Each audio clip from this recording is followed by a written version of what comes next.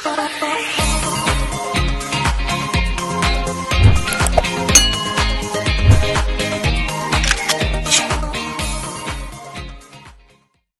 Hello mga lalab! Welcome to my YouTube channel. Ngayon mga lalabs, matagal-tagal akong hindi nakapag-upload ng video dahil nga naging busy ako. Ay naglipat kami ng kwarto. Galing sa third floor, ngayon nasa first floor na kami. Dahil nga gagawin yung bahay. Ito yung dati naming paupahan mga lalabs. Nagkaroon dito ng problema. Kasi nga, inukupahan nga nung dating umuupa dito, tapos ayaw nang umalis. Kaya inilaban ko itong mga lalabs. Inilaban ko sa korte, kaya napaalis sila. Bali, kulang-kulang isang taon din namin inilaban itong mga lalabs. Doon sa kabila, ipapakita ko sa inyo mamaya yung sa kabila na ipapagawa namin kasi sinira na nga namin dahil nga ipapagawa namin yung bahay na to. Itong first floor maliit lang, kwarto lang mga lalabs. Kaya dito muna kami nagkwarto ni Habi. Ipapakita ko sa inyo mga lalabs. Ayan mga lalabs. Maliit lang yung kama namin kasi hindi namin maibaba yung kama namin kasi nga malaki. Kaya yan lang. Maliit lang.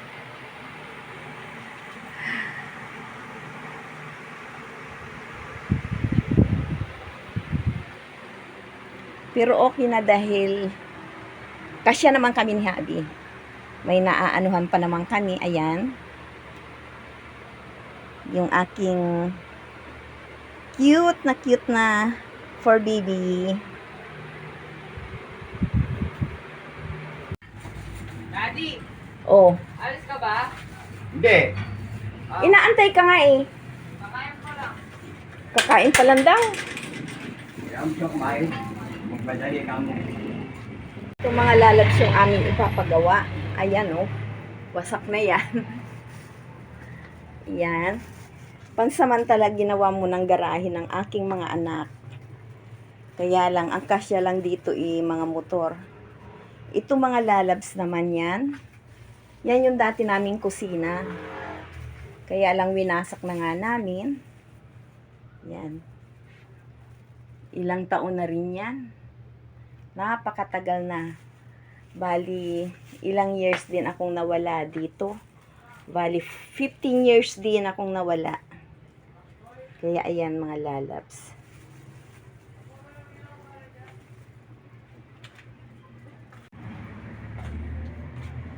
Nilagyan ko ng mga lalabs, nilagyan ko ng kurtina yung yung banyo kasi binakbak na nga namin. Tinanggal na namin yung mga yung mga pinto, pati yung kisame dahil ipapagawa. Papasilip ko lang sa inyo mga lalabs. Ayan yung CR. Malinis naman siya kahit sabihin na natin lumang-luma na talaga. Yan, maliit lang yan dahil sa paupahan lang nga namin yan mga lalabs. Ayan. Tapos ipapakita ko sa inyo mga lalabs yung kaya lang ang daming mga basura na kasi nga yung mga pinagbababakbak nilagay na namin. Ito dati mga lalabs yung isa pa naming CR. Kaya lang makikita ninyo. Ayan, malaki yan mga lalabs.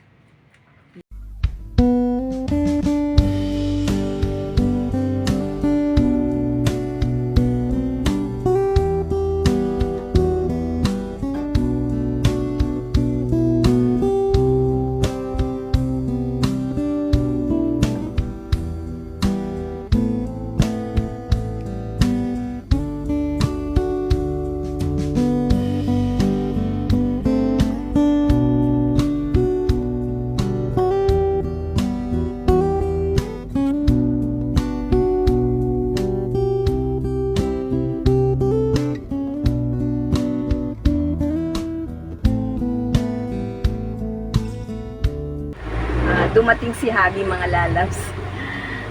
May binili kasi siya Kaya umuwi muna dahil umuwi yung aking apo. Kumain ka na. Oo. Paa. Ulam namin eh. Tinolang Si- paa. Ha, sino nagluto? Ako. Eh bakit paalang ang inano ninyo? Ayun ang mura. Kaya yung hinihingi namin ng manok eh. Kaya yung yung parent na may tindahan manok. Walang tinda eh. O kami bumibili, mura eh. Kaya kahit nabibigyan kayo ng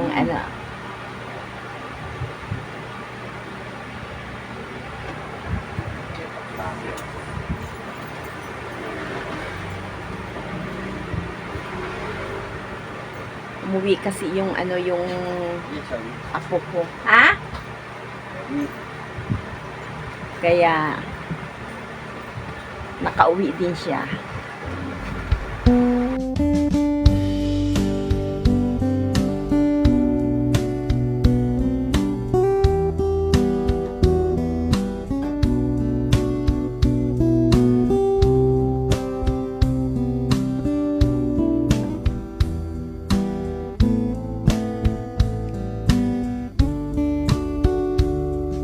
May pinapanood ako mga lalabs. Ipapakita ko rin sa inyo mga lalabs yung aking maliit na lamisa dito.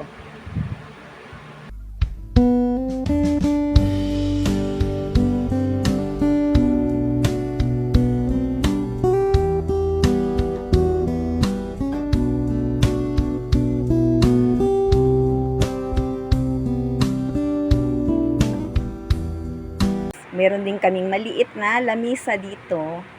Ayan. Kasi tinatamad na ako minsan umakyat doon sa sa kusina namin. Eh dito na rin ako kumakain. Tapos may initan na ako ng tubig. Ayan. Ayan yung yung mga stock ko. Tapos dito ko na rin nilagay yung aking mga idolo ang buhay ko. Ayan sila, si mother. Ayan si mother, hindi makita. Ang aking mother, ang aking father. Ayan sila, dito ko rin nilagay kasi nga hindi pa natatapos yung yung pinagagawa kong lalagyan talaga nila. Ayan mga lalabs.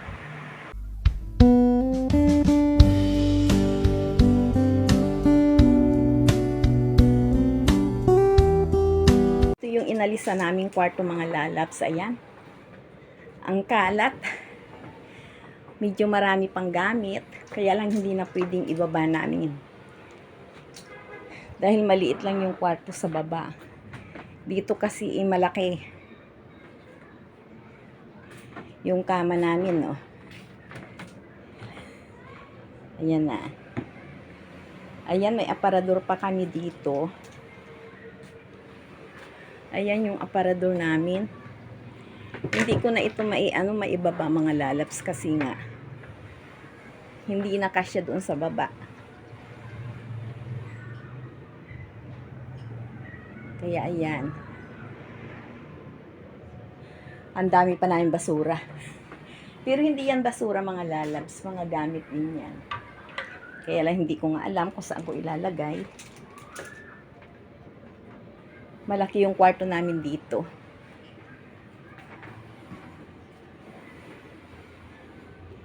Yan, masyado nang makalat. Kasi ang dami nang pinagtatatanggal. Yan.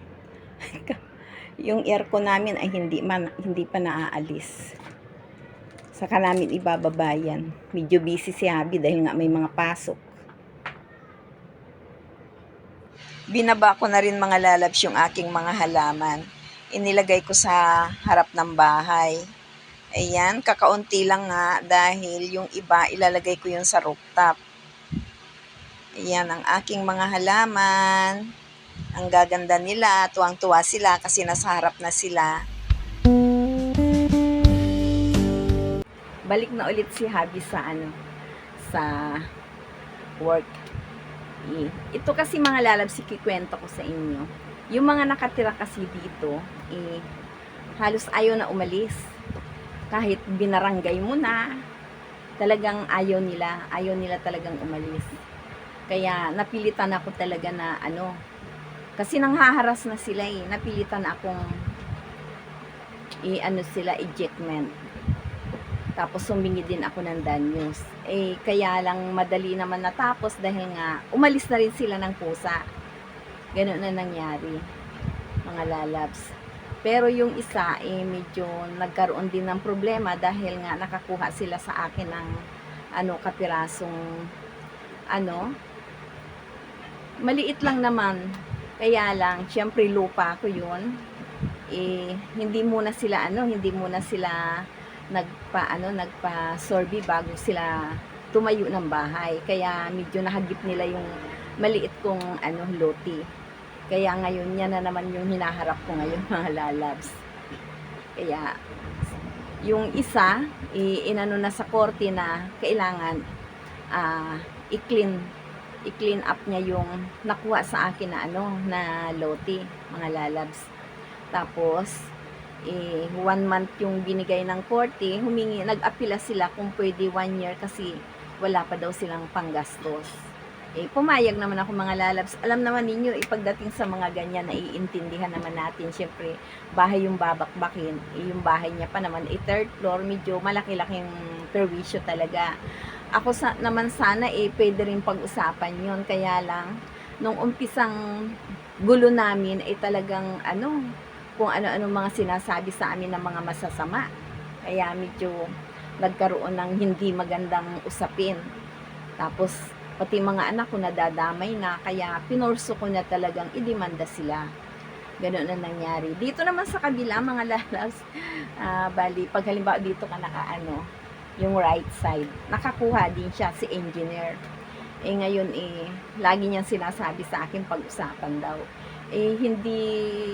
Medyo ilang beses na rin nagsabi siya na i-floor yung bahay niya kaya malaking damage talaga ang mangyayari.